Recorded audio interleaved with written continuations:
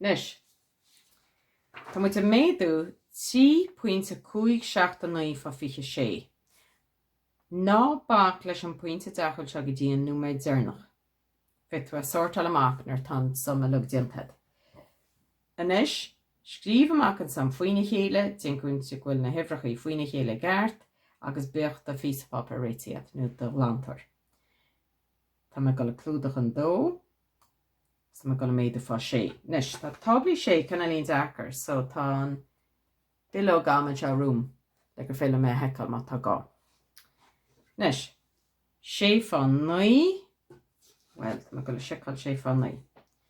Hían dó tí ceir 5 sé 7 8 9 5 ceir.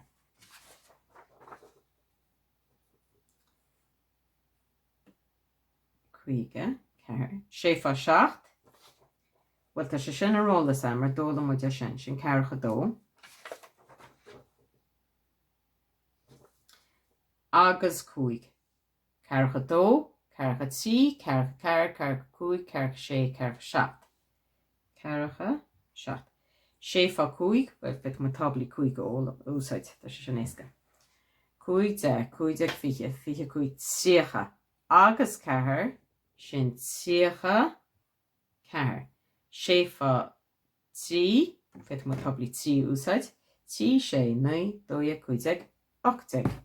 8 agus tí, 8, 9, fiche, fiche hían. Nis, tá muid ar an darna ifir inis.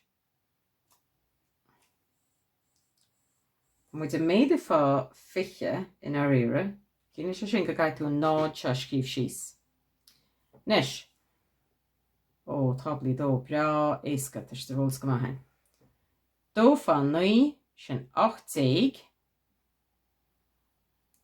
Dó fá 7 sin 14 agus hían 15. Dó fá 5 sinna 10 agus hían sin 11. Agus dó fá tí sin 6 agus hían sin 7. Anis chuir le chéile an dálíne, 9 agus 4 sinna 4. Ná, níl si seo tasalhain, me go le lán amach.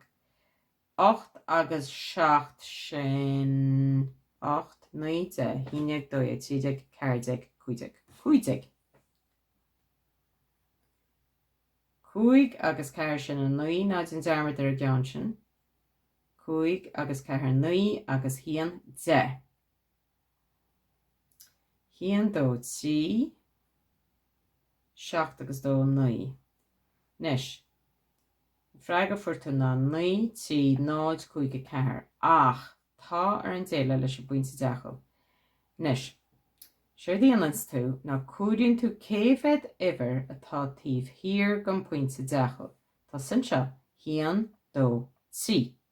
Nis, go sí san seo hían dó tí.